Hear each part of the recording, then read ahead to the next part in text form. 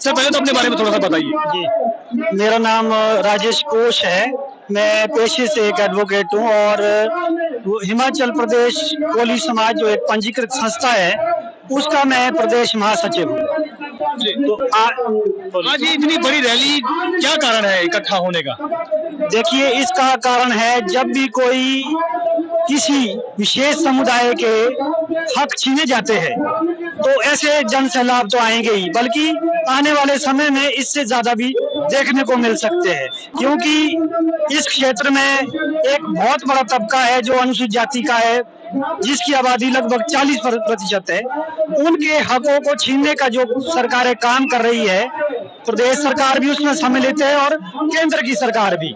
तो हक जब जाते हैं, छीनने की कोशिश होती है, तो ऐसे आंदोलन होंगे और उसी के लिए आज ये तमाम जो है संगठनों के लोग जो हिमाचल प्रदेश विभिन्न क्षेत्रों से भी यहाँ पर आए हैं, मैं शिमला से आया हूँ और यहाँ की तमाम जनता है उसका विरोध करने के लिए यहाँ आज एकत्रित हुए।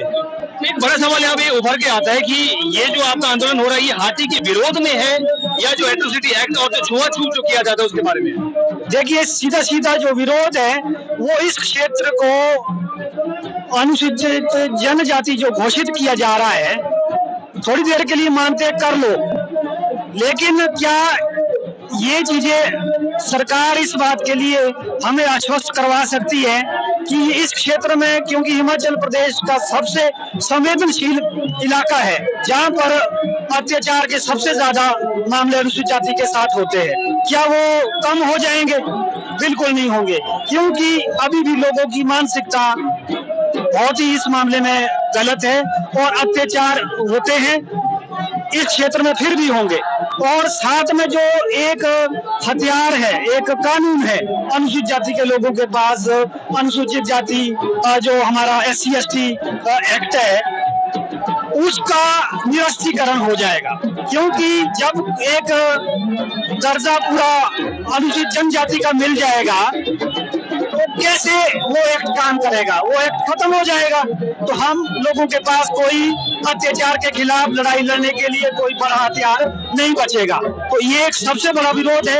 इसके अलावा जो प्रतिनिधित्व का सवाल है वो भी खतरे में पड़ जाएगा। मोर ओवर इस इलाके को एक अनुसूचित जनजाति का दर्जा दिया जाना, मैं नहीं समझता कि इसकी कोई ऐसी आवश्यकता है। एक बात यहाँ भी उभर के ये आती है कि जिस तरह से विरोध हाथी के बनने पर किया जा रहा है, तो आपके रेणुका प्रसाद से, रेणुका सीट से जो विनय कुमार जी है, प्रसाद से रीना कश्यप है, आपके मेंबर ऑफ पार्लियामेंट यहाँ से है, तो ये आपके समर्थन में क्यों नहीं उतर रहे? ये देखिए, सबसे बड़ी विडंबना है, जो भी आरक्षित सीटों से जितने भी लोग जाते हैं वो आज की डेट में अनुसूचित जाति का प्रतिनिधित्व करने के लायक नहीं है, ना वो करते हैं। ये जो लोग इकट्ठे हुए, ये अधिकारों को जानने के लिए किस तरह से बचाया जा सके या हाथी के विरोध में इकट्ठे हुए? ये डेफिनेटली अपने अधिकारों को लेके यहाँ पे इकट्ठे हुए हैं। हाथियों से इनका कोई भी लेना देना नहीं है, ना ही अपने आप को ये हाथी मानते हैं। यहाँ पे जो एक्चुअल जो इशू है वो इशू है कि फर्जी तरीके से जो जिस तरीके से रिपोर्ट बनाई गई है और उस फर्जी रिपोर्ट के अंदर कई अनाप शनाप चीजें लिखी गई है, जिसका जिक्र इससे पहले वक्तव्य में भी किया गया है, कई वक्ताओं ने भी किया है। इसके साथ साथ गिरिपार के लोगों को गुमराह भी किया जा रहा है और इस तरीके से गुमराह किया जा रहा है कि हाथी अगर घोषित हो गया तो समाज के हर वर्ग को इससे लाभ होगा, लेकिन एक्चुअल में ऐसा नहीं है। इससे जो लाभ होगा सिर्फ खश कनेत जाति को होगा, क्योंकि भाट को तो पहले से ही ओबीसी का 27% आरक्षण मिल रहा है, तो अभी किसे यहाँ पे आरक्षण नहीं मिल रहा है, वो सिर्फ एक खश और कनेत जाति है, उसे लाभ देने के लिए ये सारा का सारा षड्यंत्र रचा जा रहा है। तो हाथी के समर्थन में कुछ वक्ता थे, उन्होंने कहा कि भेदभाव तो आपके भी अपने लोगों में होता है, उसकी सफाई में क्या जवाब देना चाहेंगे? देखिए, जो छुआछूत है उसकी जड़ों को अगर हम देखते हैं तो ये मनुवादी जो मानसिकता है वहां से आया। अब मनुस्मृति के रचयिता कौन थे उसके बारे में ज्यादा नहीं बोलूंगा।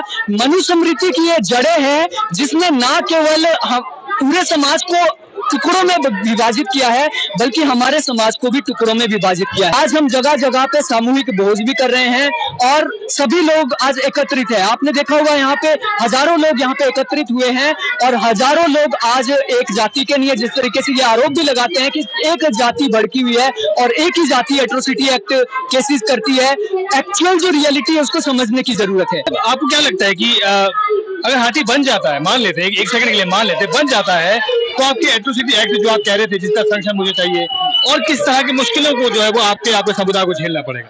अब देखिए, अगर हाथी हो जाता है तो जात पात खत्म नहीं होगा, ये स्ट्रांग होगा, क्योंकि हाथी का जो मेन इशू है ये संस्कृति पर आधारित है और ये संस्कृति को बचाना चाहते हैं। और संस्कृति किस पे बेस है? जातिवाद पे, छुआछूत पे आधारित ये संस्कृति है। तो ये कह रहे हैं कि जातिवाद खत्म हो जाएगा, ऐसा नहीं होगा, बल्कि जातिवाद स्ट्रांग होगा, क्योंकि संस्कृति को स्ट्रांग करने की कोशिश कर रहे हैं। इसलिए लोगों से हम ये आह्वान कर रहे हैं कि लोग अपने अधिकारों को समझे। ये हमारे अधिकारों के लिए ये सारा हाथी नहीं हो रहा है, हमारे अधिकारों को छीनने और जो प्राचीन व्यवस्था में जो शोषण की व्यवस्था उसको जारी रखने के लिए ये सारा षड्यंत्र रचा जा रहा है।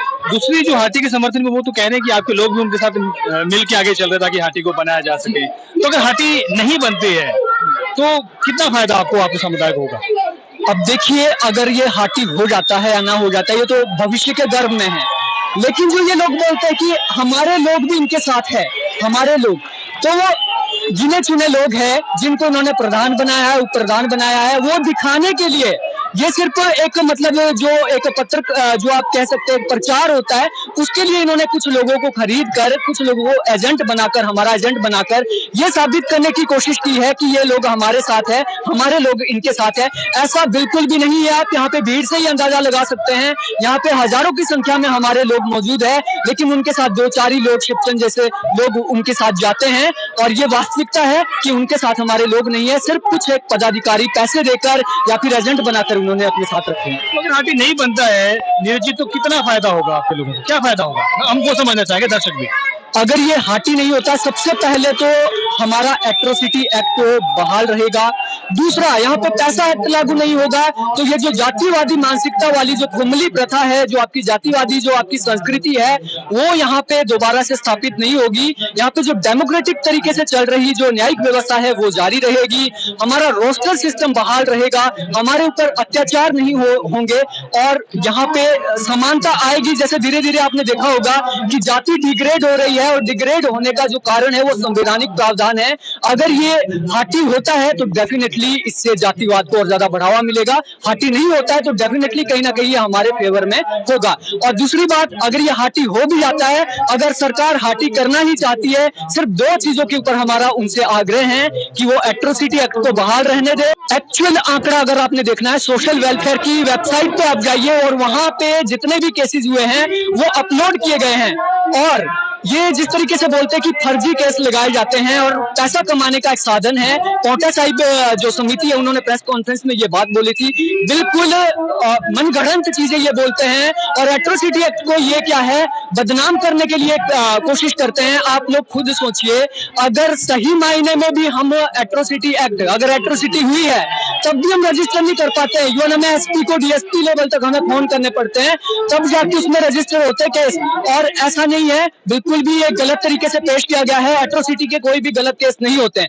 उसके साथ केस कई बार क्या होता है कि केस कर लिया जाता है, एट्रोसिटी होती है उसके बाद केस कर लिया जाता है, लेकिन ये क्या है, डरा धमका कर केस वापिस लेते हैं। बोलते हैं कि गांव में आना बंद कर देंगे, इसको बिल्कुल आउटकास्ट कर देंगे, इसका किसी भी प्रकार की मदद नहीं करेंगे, सड़कें बंद कर देंगे, रास्ते बंद कर देंगे इसके लिए। उसके डर से क्या है, हमारे लोग केस वापिस ले लेते हैं।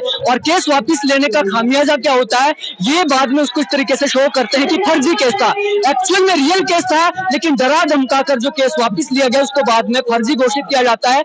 यही वो कारण है कि ये लोग बोलते हैं कि फर्जी है, लेकिन वो एक्चुअल था केस।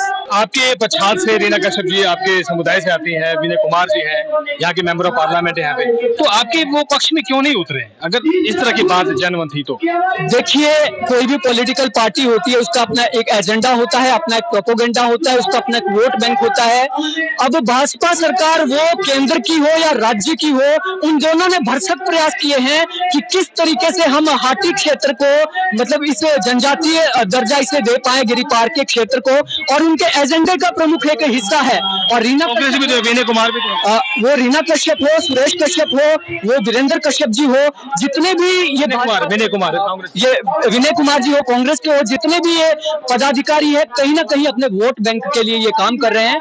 और वोट बैंक को ये बिल्कुल भी मतलब प्रभावित नहीं करना चाहते हैं। इन लोगों को लगता है कि अगर हमने हाथी घोषित कर लिया तो समाज के जितने भी स्वर्ण जाति के लोग हैं सभी लोग हमारे साथ आएंगे। लेकिन एक्चुअल रियलिटी जब आप देखो तो गिरिपार के लाखों लोग क्या है, लाखों लोग आज सड़कों पे हैं क्योंकि उनके अधिकार छीने जा रहे हैं। और आपने सुरेश कश्यप और रीना कश्यप की जो स्पेशल बात की थी, वो भाजपा के एजेंट है और भाजपा सरकार के खिलाफ क्यों बोलेंगे वो भी तो आप सोचिए उस बात को, तो इस पे भी थोड़ा सा ध्यान देने की जरूरत है। मैं हिमाचल दर्पण लाइव टीवी के माध्यम से लोगों को कहना चाहता हूं, किसी के बहकावे में ना आए, कोई आपको गुमराह करता उसमें ना आए।